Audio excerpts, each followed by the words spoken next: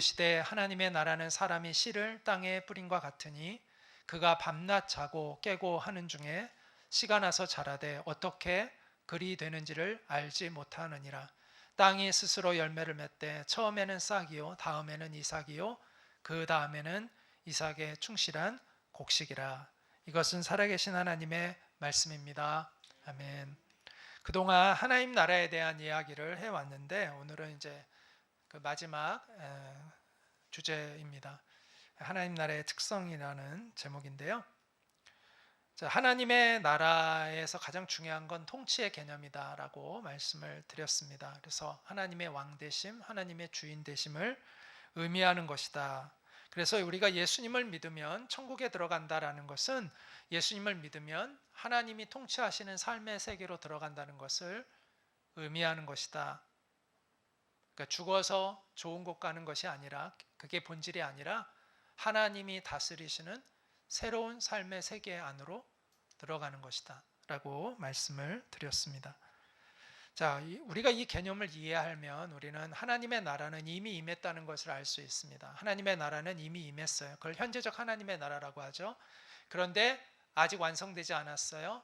예수님이 재림하실 때 하나님의 나라는 완성되어집니다. 그래서 첫 번째 오심으로, 예수님의 첫 번째 오심으로 우리에게 임한 하나님의 나라, 그리고 아직 완성되지 않은 그 하나님의 나라에서 우리는 지금 살아가고 있습니다. 그 긴장관계 속에 우리는 살고 있습니다. 그래서 이미와 아직 사이에 산다 이렇게 이야기도 합니다. 그래서 그때 완성될 그 하나님의 나중에 완성되어질 그 하나님의 나라를 우리는 지금 이곳에서 하나님의 나라를 누려야 되지만 또 앞으로 완성되어질 그 나라를 요한계시록에 새 하늘과 새 땅이라고 요한계시록 21장에 이렇게 표현되어져 있습니다. 그러므로 우리는 이렇게 해야 되죠. 우리 같이 한번 읽어볼까요? 시작. 이미 임한 하나님의 나라를 누리고 앞으로 완성될 하나님의 나라를 소망하라. 네, 이것이 우리가 해야 될 일이죠. 누리고 소망해야 합니다. 자, 그러면 우리가 이 하나님의 나라는 어떤 특성을 가지고 있는가? 이제 크게 이제 세 가지의 특성인데, 첫째는 하나님의 나라는 하나님의 주권적 은혜에 의해서 온다는 것을 알아야 합니다. 하나님의 주권적 은혜에 의해서. 자, 우리가 흔히 하나님의 나라를 세워간다, 우리가 또 하나님의 나라를 확장시킨다 라고 말을 해요. 이제 그것은 우리가 전도를 독려하고 또 우리가 열심히 주님의 나라를 위해서 살아가도록 독려하기 위해서 그렇게 말을 하는데, 그러나 우리가 잊지 말아야 될 것은 하나님의 나라는 우리의 노력에 의해서 이루어지는 것은 아니라는 것을 알아야 합니다. 하나님의 주권적인 은혜에 의해서 오는 것입니다. 예수님이 하나님의 나라에 대해서 가르치시면서 사용하신 그 동사들을 통해서 우리는 이 사실을 확인하게 되는데, 자, 하나님의 나라는 오는 거예요. 우리가 찾아가는 게 아니라 하나님의 나라가 우리에게 오는 거예요. 그래서 계속 예수님이 하나님 나라와 관련해서 하나님의 나라가 임한다, 하나님의 나라가 온다 이렇게 표현하고 있습니다. come이라는 이제 단어를 쓰고 있어요. 또 하나님이 우리에게 주시는 거예요. 하나님이 주시는 거예요. 그래서 이렇게 주신다라는 표현을 하고 있습니다. give라는 단어를 쓰고 있습니다. 또 우리가 하나님의 나라에 들어가는 거예요. 우리가 하나님의 나라를 막 이렇게 만드는 게 아니라 이미 있는 하나님의 나라에 우리가 들어가는 거예요. enter라는 동사들이 이렇게 쓰이고 있죠. 굉장히 많이 쓰이죠, 이런 동사가. 또 하나님이 주시고 우리는 뭐예요? 받아들이는 거예요. 받아들이는 거예요. 자, 이러한 예수님이 쓰신 하나님 나라와 관련되어진 동사들을 통해서 우리는 하나님의 나라가 하나님의 주권에 속한 것이고 우리의 노력으로 되는 것이 아니라 하나님의 은혜로 되는 것이다 라는 것을 확인하게 됩니다. 그래서 우리가 하나님 나라에 들어가서 그 하나님 나라에 있는 자원을 누리며 사는 거예요. 하나님이 주시는 기쁨, 하나님이 주시는 평화, 하나님이 주시는 안식, 하나님이 주시는 영원한 생명을 받아 누리는 거예요. 자, 또 하나 하나님의 주권적 은혜, 이거는 이제 동사들이 이런 동사들이 쓰였다는 거 다시 한번 강조한 거고요. 또 하나는 이제 하나님의 주권적 은혜에 의해서 하나님 나라가 온다는 걸 다시 한번 확인하게 되는 게 예수님이 가르쳐 주신 비유들을 보면 또한 알 수 있어요.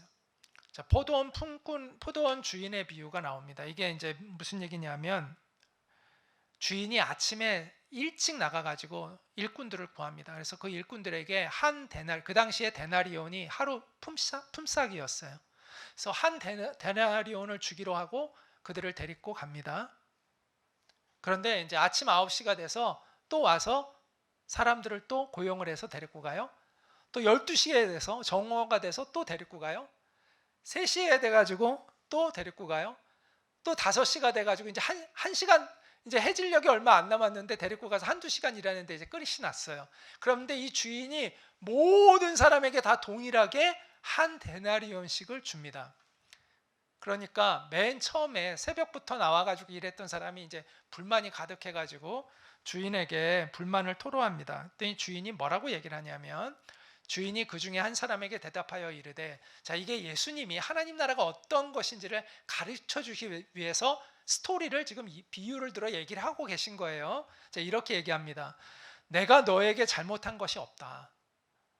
네가 나와 한 데나리온의 약속을 하지 않았느냐? 그리고 나는 그 약속을 지켰다. 그럼 너는 그것을 가지고 가면 되지 않느냐? 그리고 나중에 온 이 사람들에게 내가 어떻게 하는 것은 네가 상관할 바가 아니다. 내가 내 것을 가지고 내 뜻대로 나누어 주는 걸 가지고 네가 이러쿵저러쿵 할 수 있는 것이 아니다.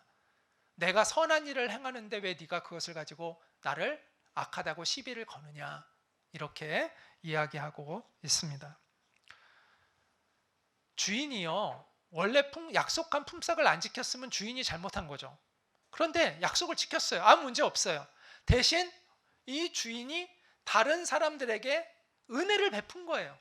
불쌍히 여겨서 다른 사람들은 임금을 적게 줘도 되는 거를 그냥 원래대로 준 거예요. 그 주인의 사랑과 은혜인 거죠. 그걸 가지고 원래 약속을 지켰으니까 그 원래 사람이 뭐라고 할 건덕지가 없다는 것이죠. 이처럼 하나님의 나라는 이와 같은 하나님의 은혜의 나라이다라는 것을 이야기를 해줍니다. 자, 또 하나, 탕자의 비유도 역시 그런 내용이죠. 2아들이 있었습니다. 부자에게 2아들이 있었는데 둘째 아들이 자기 몫을 먼저 달라고 합니다. 그 당시에 아버지가 돌아가시기 전에 그 아버지의 재산을 달라고 하는 건 무례한 요구였습니다.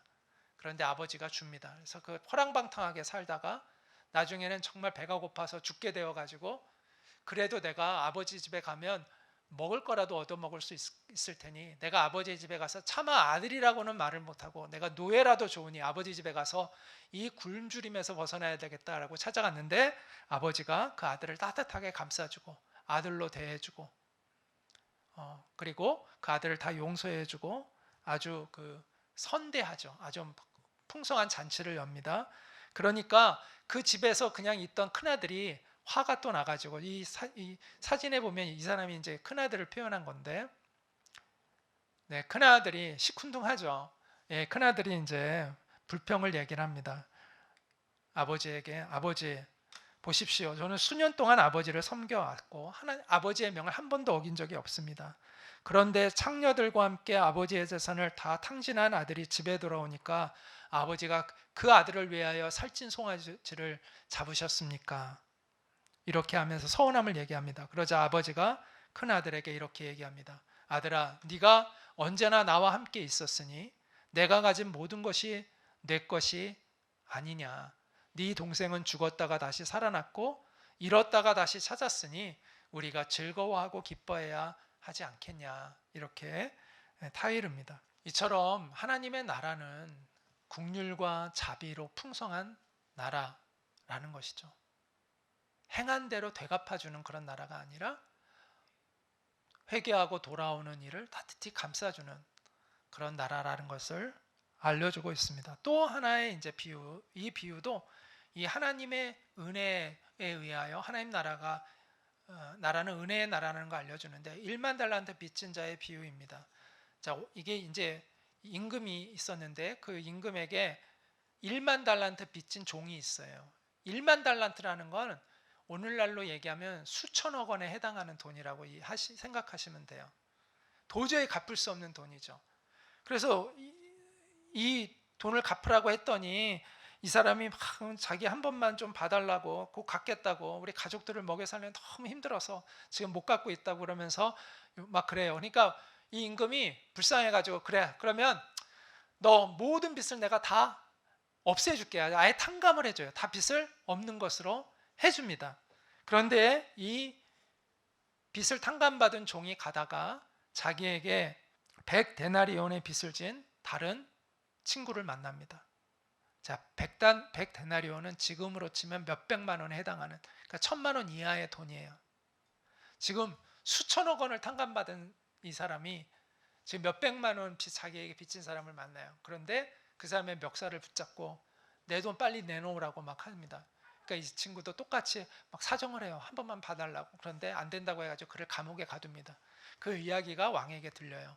왕이 화가 나가지고 원래 용서해줬던, 탕감해줬던 그 종을 다시 부르죠. 그리고 그에게 이렇게 이야기합니다. 악한 종아, 네가 나에게 빌기에 내가 너의 모든 빚을 없던 것으로 해주었다.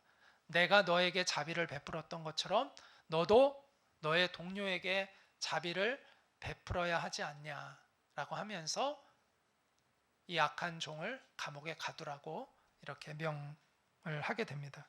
이처럼 예수님이 가르쳐 주신 이 하나님 나라의 비유들은 하나님의 나라가 은혜의 나라라는 것을 이야기해 줍니다. 하나님 나라에서 우리가 얻게 된 구원, 영원한 생명, 또 죄사함 받는 것, 하나님의 자녀가 되는 이 놀라운 특권 등은 우리가 노력해서 얻은 것이 아니라 하나님의 자비로, 하나님의 용서로 우리가 얻게 되었다는 것을 우리에게 말하고 있습니다. 따라서 우리 같이 한번 읽어볼까요? 시작. 은혜로 하나님 나라에 들어간 우리는 은혜의 정신에 따라 행동할 것을 하나님께로부터 요구받고 있다. 우리는 은혜의 정신을 가지고 살아가야 되는 사람들이다라는 것이죠. 자, 하나님 나라가 하나님의 주권적 은혜에 의해서 온다는 건 예수님이 사용하신 동사들 또 비유들을 통해서 확인했죠. 자, 또 하나 예수님이 선포하신 그 성령의 능력도 역시 이와 같은 내용을 이야기해주고 있는데, 자, 예수님께서 귀신이 들려가지고 눈도 멀고 귀도 안 들리게 된 사람을 고쳐주신 걸 바리새인들이 보고 시기해가지고 예수님이 하시는 일을 누구의 역사로 치부하냐면 바알세불이라는, 바알세불은 귀신의 두목을 얘기합니다. 그래서 이게 마귀의 두목의 힘을 빌어서 예수가 이런 일을 행한 것이다라고 이렇게 예수님을 모함합니다. 그래서 예수님이 화가 많이 나셨어요. 그러면서 이렇게 말씀하셨죠. 내가 하나님의 성령을 힘입어 귀신을 쫓아내는 것이면 하나님의 나라가 이미 너희 가운데 임한 증거이다 라고 이렇게 말씀하십니다. 이처럼 하나님 나라의 역사는 누구의 힘을 입은 거예요? 성령을 힘입어 하셨다는 것을 분명하게 밝힙니다. 그러면서 예수님이 제자들 역시도 성령이 임하심으로 그 능력에 의해서 복음의 증인이 될 것이다 라고 말씀하셨어요. 지금도 우리가 복음의 증인으로 살아갈 수 있는 것은 성령의 능력에 의해서라는 것이죠. 우리의 힘으로 하는 것이 아니라 성령의 능력에 의해서 가능한 것입니다. 우리가 하나님의 나라를 체험하고 있는 것도 성령의 은혜와 능력이죠. 우리가 복음의 증인이 될 수 있는 것도 성령님이 우리 안에서 일하고 계시기 때문입니다. 따라서 우리는 지금까지의 이 내용들을 보면서 우리는 이런 결론에 이르게 됩니다. 하나님의 나라는 우리의 노력에 의해 확장되고 세워지는 것이 아니라 하나님의 은혜와 주권에 의해 세워지고 확장되는 것이다. 그래서 예수님께서는 우리에게 이렇게 말씀하셨어요. 너희가 돌이켜 어린아이들과 같이 되지 아니하면 천국에 들어가지 못하리라. 어린아이처럼 겸손한 마음, 순수한 마음으로 하나님의 은혜를 받아들여야 된다라는 것이죠. 그래야 천국에 들어갈 수 있다라고 말씀하고 있습니다. 자, 바리새인들은 영적인 우월감을 가지고 있었습니다. 이들은 하나님의 은혜를 의지하는 삶을 살지 않고 자기들의 의를, 자기네들의 그 도덕성을 의지하는, 제대로 살지도 못하면서 자기들 스스로가 자기들을 우월하게 여기고 자랑거리로 여기고 살았습니다. 그리고 세리나 창녀 같은 사람들은 자기들과는 완전히 다른 그러한 저질스러운 인간들이다라고 취급하고 그들과는 상종하지 않았습니다. 그러나 예수님은 그들이 죄인으로 여기고 상종하지 않았던 사람들과 함께 어울려 식사하셨어요. 그것은 곧 하나님의 긍휼을 보여주는 것이죠. 예수님의 삶이 하나님의 긍휼을 보여주고 대표하는 그러한 삶을 사셨던 것입니다. 그러므로 인해서 예수님의 삶 자체가 하나님의 이 은혜, 하나님의 자비와 하나님의 긍휼을 사람들에게 알려주는 그런 삶을 살아내셨다는 것이죠. 이처럼 하나님의 나라는 하나님의 주권적 은혜에 의해서 온다. 이게 큰 첫 번째 우리가 알아야 될 특성이고요. 자, 두 번째는 한번 따라해 볼까요? 하나님 나라는 성장하고 변화한다. 자, 마가복음 4장에 예수님께서 천국을 씨앗에 비유해서 설명하는 몇 가지 비유가 나오는데 그 중에 하나가 자라나는 씨의 비유입니다. 오늘 우리가 아까 읽었던 내용인데요. 하나님의 나라는 사람이 씨를 땅에 뿌린 것 같으니 그가 밤낮 자고 깨고 하는 중에 씨가 나서 자라되 어떻게 그리 되는지를 알지 못하느니라. 농부가 알지 못하는데 자라요. 땅이 스스로 열매를 맺되 처음에는 싹이요, 다음에는 이삭이요, 그 다음에는 이삭에 충실한 곡식이니라. 이렇게 말씀하고 있습니다. 그 안에 생명력이 있다는 거예요. 씨 안에 담겨진 그 생명력 때문에 씨가 자라나게 된다는 것이죠. 하나님의 나라는 이와 같다라고 이야기를 합니다. 또 하나의 비유는 겨자씨의 비유죠. 아주 작은 겨자씨의 비유인데요. 자, 이렇게 또한 말씀합니다.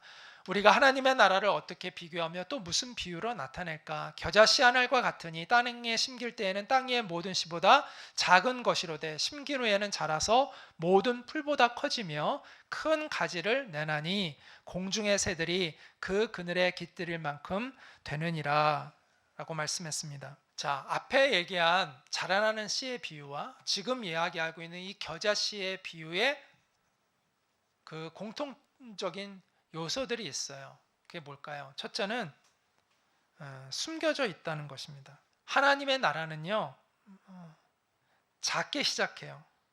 중요하지 않은 것 같고 눈에 잘 보이지 않아요.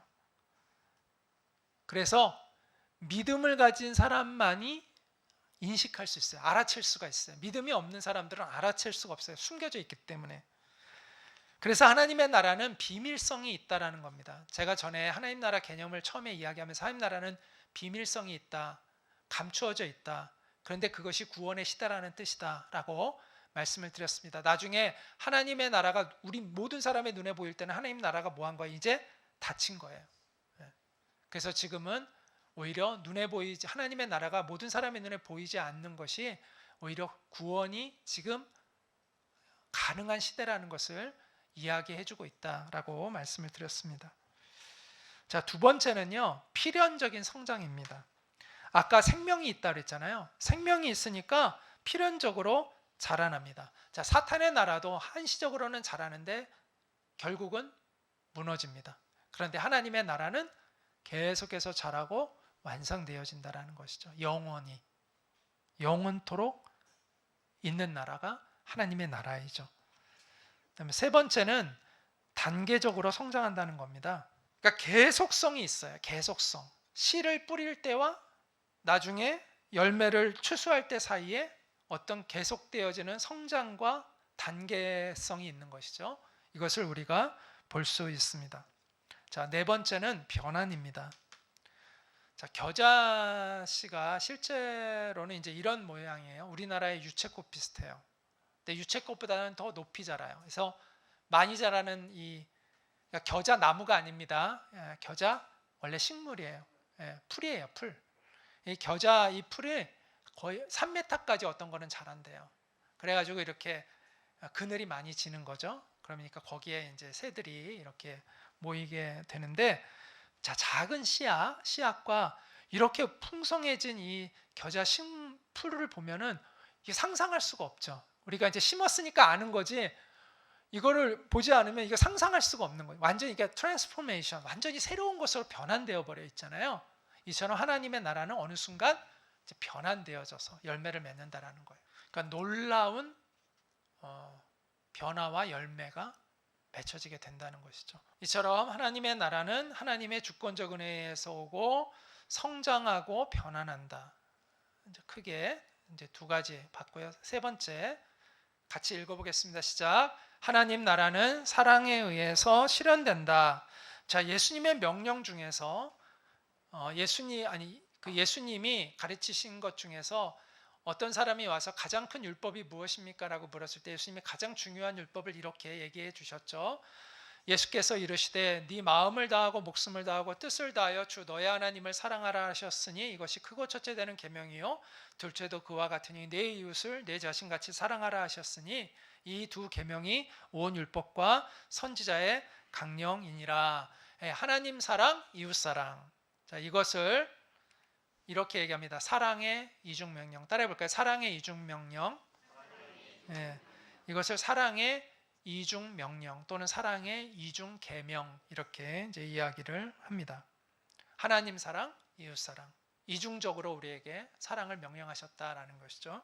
그 마태복음 5장부터 5장, 6장, 7장을 우리가 산상수훈, 산 위에서 예수님이 가르쳐 주신 그 가르침에서 산상수훈이라고 하는데 정말 주옥 같은 말씀들이 나오죠. 그 말씀이 바로 이 하나님 사랑과 이웃 사랑을 어떻게 우리가 구체적으로 실천할 것인가에 대한 내용들을 쭉 이야기를 해주고 있습니다. 이 사랑의 이중 명령, 하나님 사랑, 이웃 사랑에 대한 이 순종은 하나님 나라가 우리에게 주는 구원, 그 평화의 그 실제를 우리가 여기서 경험하도록 느낄 수 있도록 해줍니다. 무슨 얘기냐면 나에게 잘못한 사람을 내가 용서해주는 그러한 나의 작은 사랑을 통해서 죄인을 용서해 주시는 하나님의 사랑을 사람들이 느낄 수가 있다는 거죠. 깨달아갈 수 있다는 거죠. 고통받는 이들을 돕는 우리의 작은 그 국률과 손길이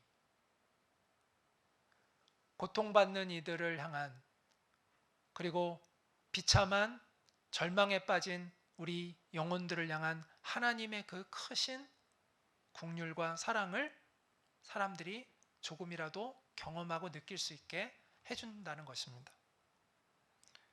모든 사람을 따뜻하게 대하는 나의 작은 겸손과 온유함이 모든 영혼을 차별 없이 대하시는 하나님의 그 크신 사랑을 사람들이 느끼고 경험하게 한다는 거죠.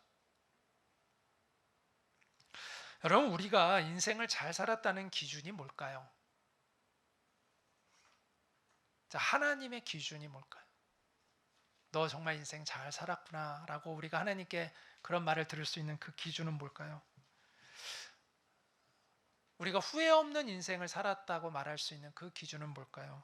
그것은 바로 이 사랑의 이중명령, 하나님을 사랑하고 내 이웃을 사랑하라는 이 절대적인 하나님의 명령이 바로 그 기준이 될 것입니다. 이 사진에 나오는 사람은 안수연 대위인데요. 군의관으로 군에 복무하다가 순직한 사람입니다. 그는 고려대학교 의학과 91학번의 내과 전문의였습니다. 그래서 고대 부속병원에서 인턴을 하고 레지던트를 수료하고 2003년도에 입대해서 군의관으로 복무를 하다가 군대에서 이제 2006년에 유행성 출혈열로 그만 세상을 떠나고 말았습니다. 그가 떠난 지 한 3년 후가 되었던 2009년 7월에 그를 그리워하던 사람들에 의해서 그가 남긴 글들이 이렇게 하나의 수필집처럼 모여서 책을 나오게 됐는데 그 책 이름이 그 청년 바보 의사입니다. 그 책에는 다음과 같은 그를 추모하는 글이 실려 있습니다. 2003년 군의관으로 입대한 청년 의사는 2006년 1월 갑자기 하나님의 부르심을 받았습니다. 33 예수님과 같은 나이에 예수님의 흔적을 쫓아 달려가던 그 청년은 문득 우리 곁을 떠났습니다. 갚을 수 없는 사랑의 빚을 남겨놓고서 말입니다. 이 책은 그 청년 의사가 쓴 글들을 엮은 것입니다.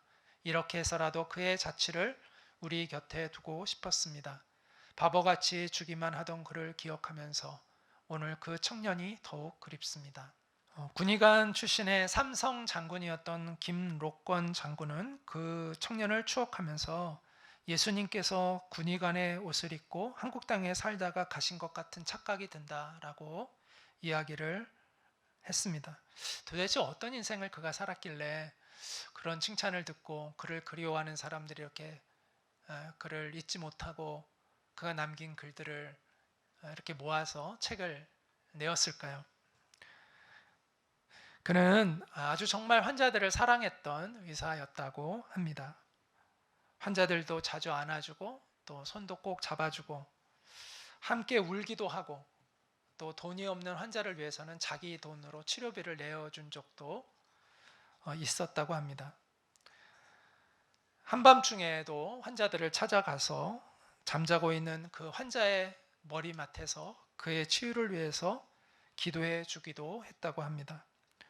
그가 대학병원에서 일할 때인 2000년도에 의료 분쟁으로 인해서 모든 의사들이 다 파업을 할 때가 있었습니다. 여러분 혹시 기억하는지도 모르겠어요. 사상 초유의 그러한 의료 파업이 일어나는 때입니다.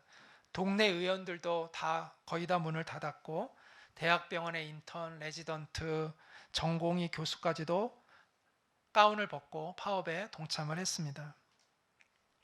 그 당시에 그 병원에 나가서 진료를 한다는 건요, 그 배신처럼 여겨질 수가 있는 거죠. 자기들의 그 조직에 대한. 그리고 이게 위계 질서가 엄청 세잖아요. 그 의료계도. 그래서 굉장히 거기에 같이 동참하지 않는다는 것은 앞으로 굉장히 많은 불이익을 당할 수 있는 그런 가능성이 많았음에도 불구하고 이 레지던트 2년 차밖에 안 된 이 안수연이라는 이 의사는 공개적으로 병원에 남겠다고 선언을 했는데 그에 대해서 아무도 그에게 뭐라고 하지 않았다고 합니다. 왜 그랬을까요? 왜냐하면 인정하는 거죠. 이 사람은. 이 사람은 그럴 거라고 다 사람들이 예상을 했던 거예요. 딴 사람은 몰라도 이 사람은 그게 진정성이라는 걸 아는 거죠. 그래서 아무도 그를 비난하는 사람이 없었다고 합니다. 그는 또 나누고 베푸는 것을 굉장히 힘썼다고 하는데요.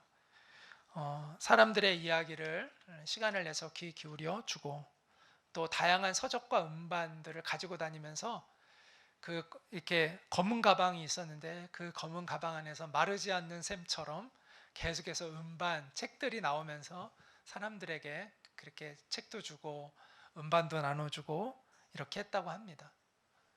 그리고 남모르게 헌혈도 30회 이상 한 것이 나중에 죽은 후에 이렇게 알려지기도 했습니다. 그래서 그가 세상을 떠나서 그가 영정사진이 걸리기도 전에 장례식장에 물밀듯 조문객들이 몰려왔다고 합니다.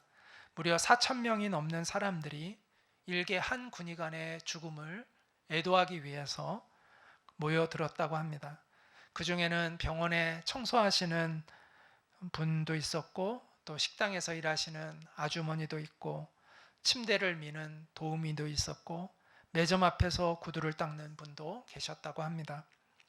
그분들 한 사람 한 사람마다 그와의 그 애틋하고 또 아름다운 기억들을 가지고 있었습니다. 구두를 닦는 분은 그 안수연 의사를 기억하면서 그 병원에서 자기에게 공손하게 허리를 굽혀 인사하는 청년은 이 사람 한 사람뿐이었다고 그렇게 이야기를 했다고 합니다.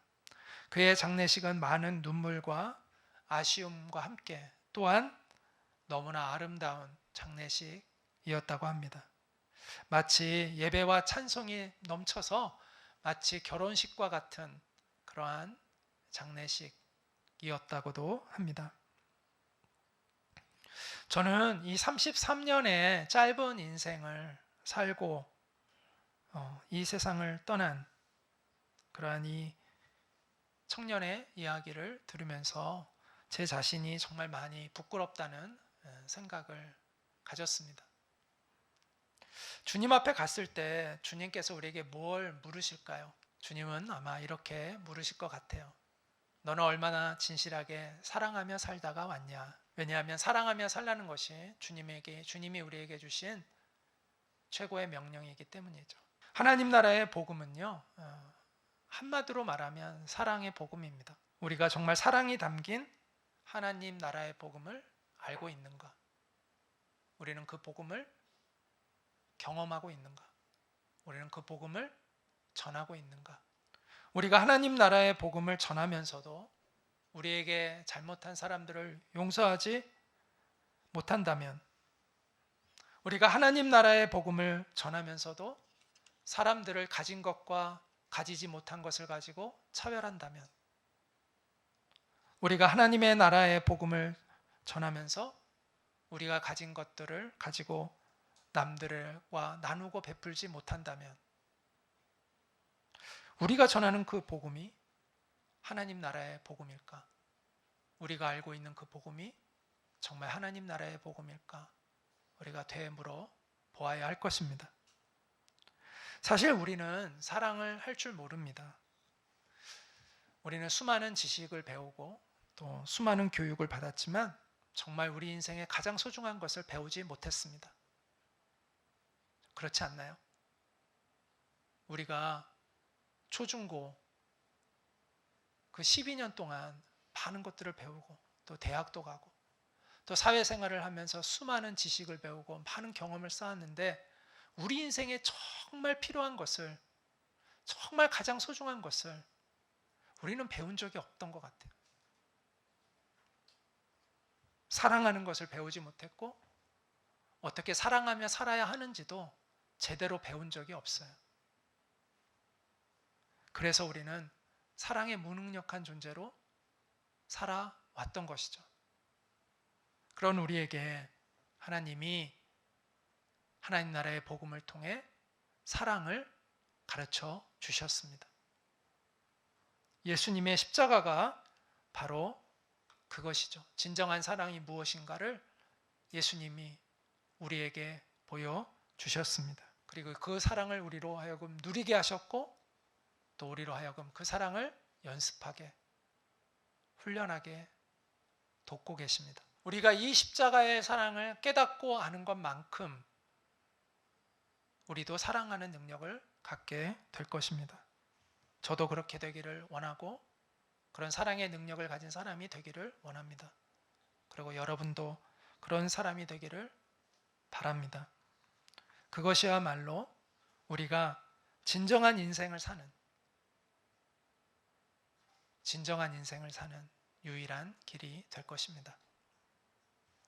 노력이 아닌 은혜로 들어가는 그 하나님의 나라를 경험하시기 바랍니다. 하나님의 생명력이 담겨 있기에 필연적으로 성장할 수밖에 없는, 열매를 맺을 수밖에 없는 그런 복된 인생이 되시기를 바랍니다. 그리고 예수님의 그 십자가에서 진정한 사랑을 배우고 그 사랑을 나누는 그런 우리 모두가 될 수 있기를, 하나님 나라 복음의 증인이 될 수 있기를 간절히 소망합니다.